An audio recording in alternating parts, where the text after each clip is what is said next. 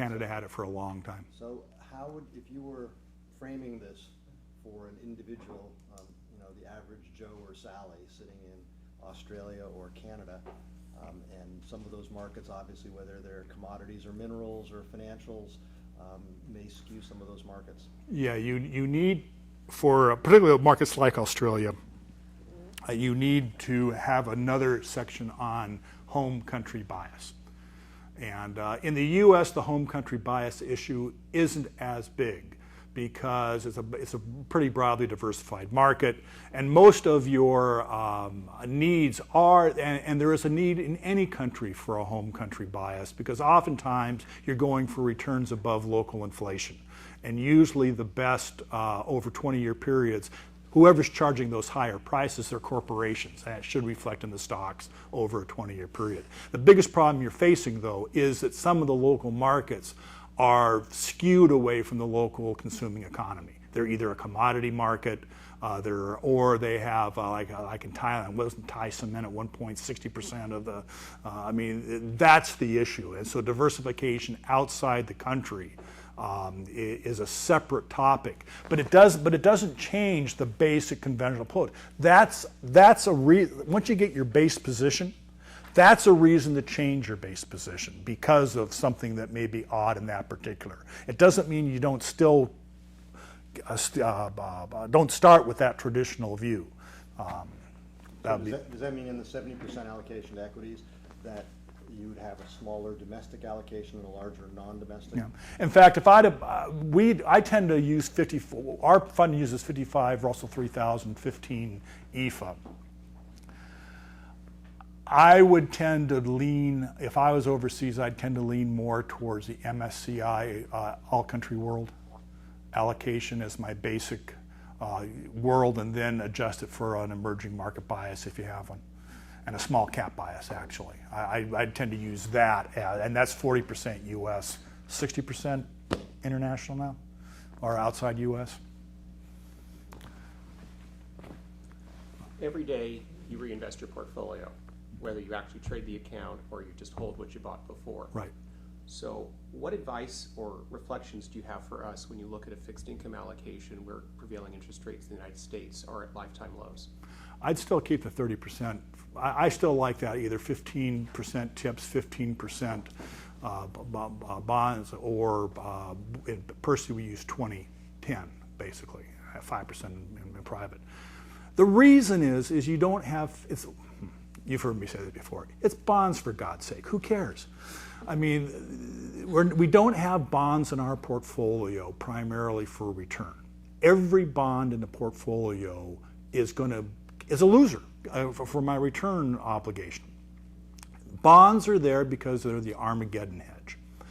If all hell breaks loose, you need something to rebalance from.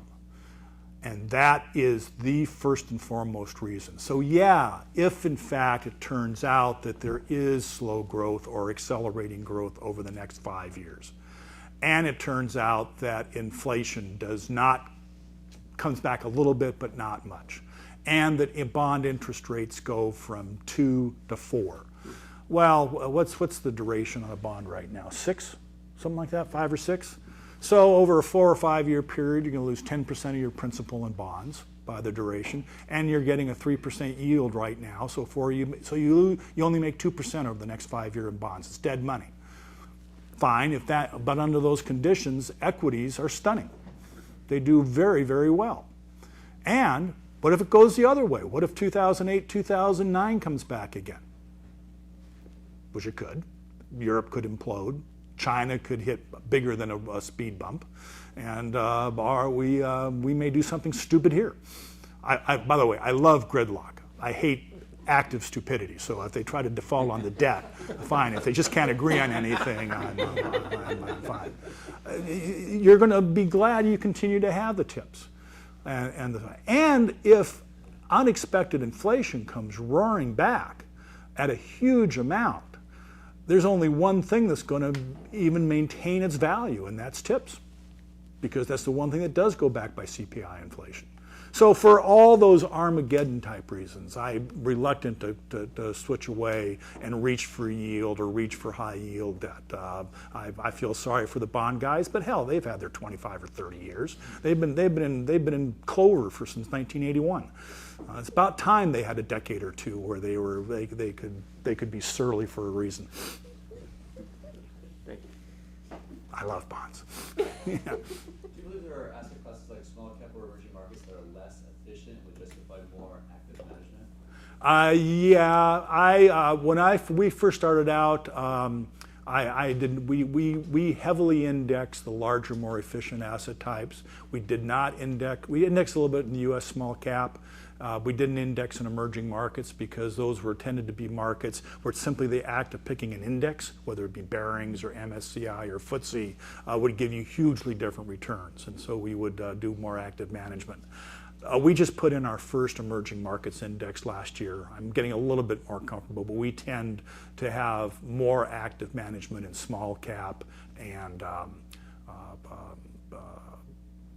emerging markets and things of that nature. So yeah, we do, but it's more acceptable to index now, and you won't get hurt quite as bad by doing it.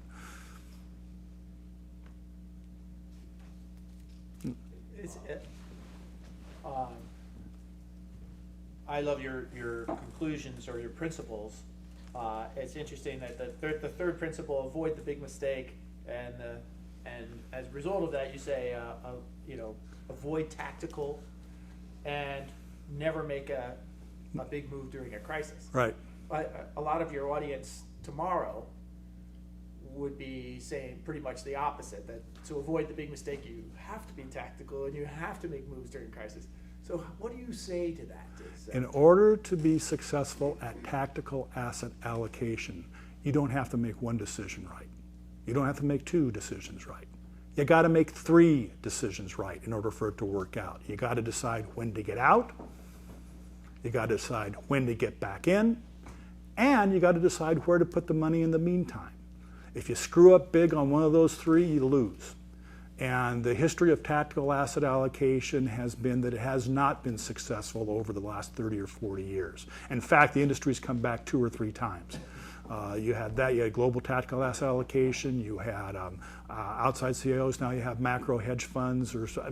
It's come back. And oftentimes what you'll see is the firms that do tactical asset allocation, they'll have a success for a period of time, then they fall apart, then they come back with the product again.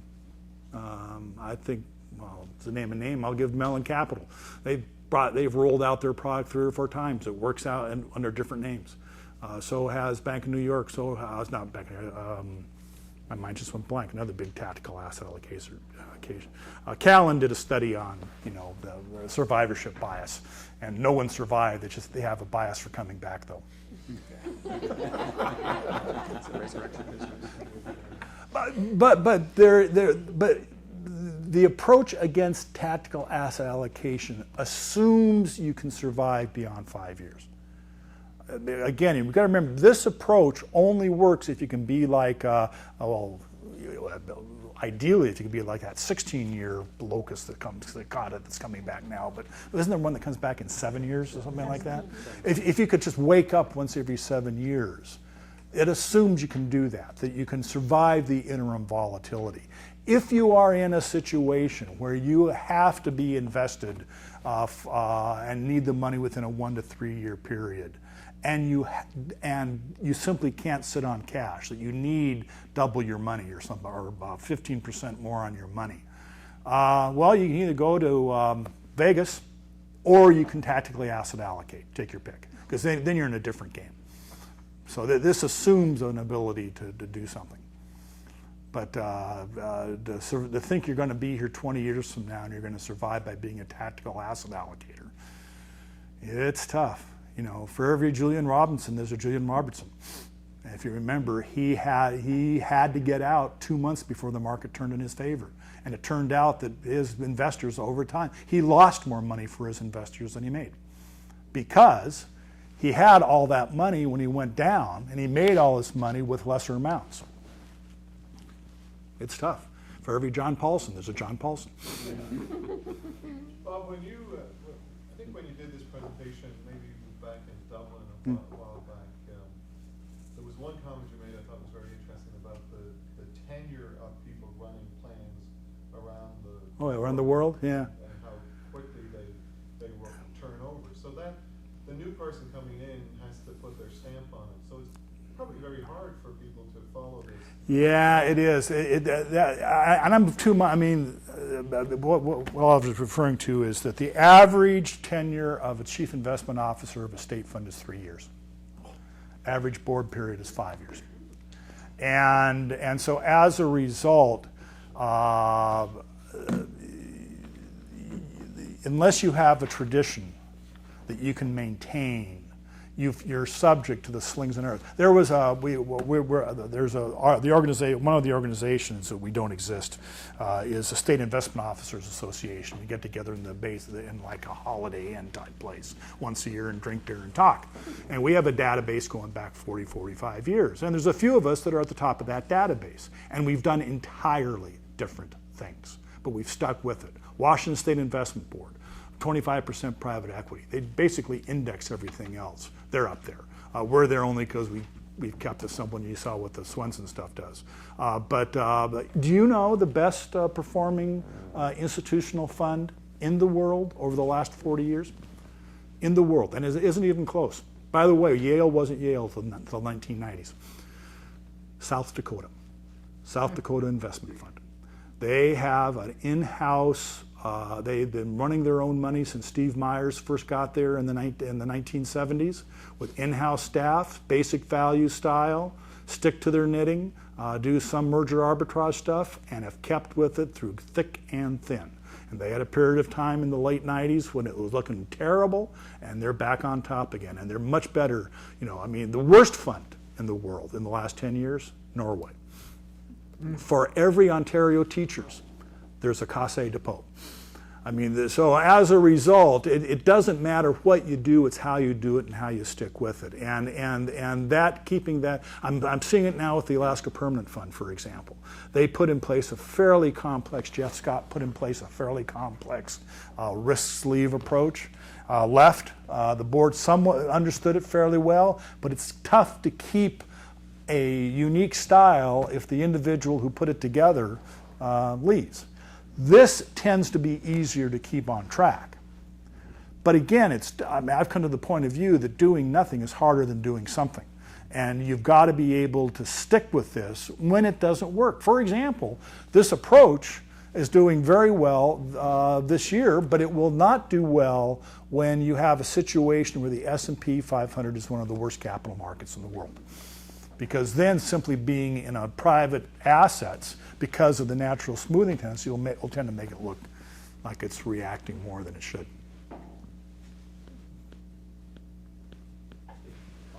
You've been a great advocate for us Mm-hmm. over the years, and during your presentation you mentioned opportunistic active management. Right.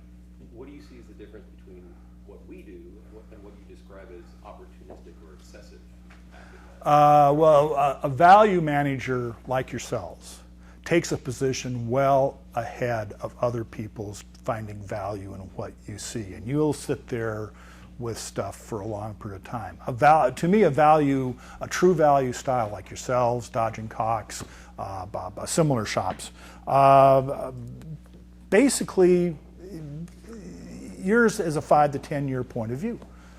That in fact, what I found amusing is in the late 90s, when everybody was saying the death of value investing, true value managers like yourself took it as a badge of honor.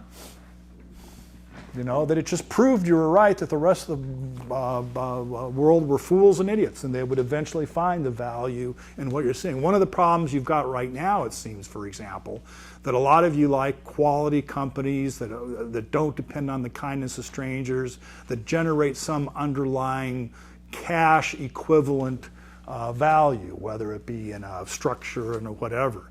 Well, when cash is trash and cash is negative real, that sort of, no one sees the value of that type of company.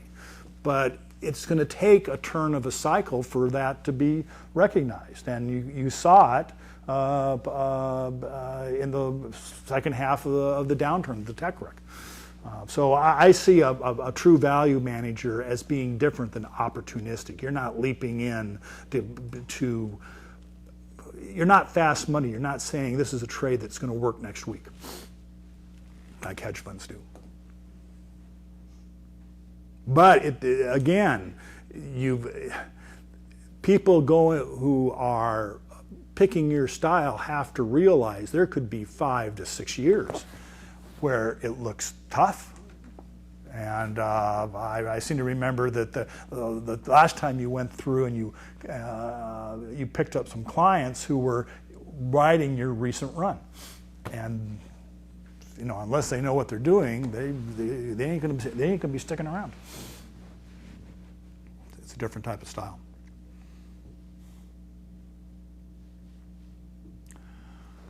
Well, thank you. It's always fun to do this sort of stuff. Before you go, we all want to say thanks, and you're going to have to take this with you on the plane. Oh, No, I'm kidding. yeah, it doesn't have a sharp edge, does it? So, earlier, I mentioned that we got Bob's article published in the Journal of Investing. Oh, wonderful. So for you, we created this.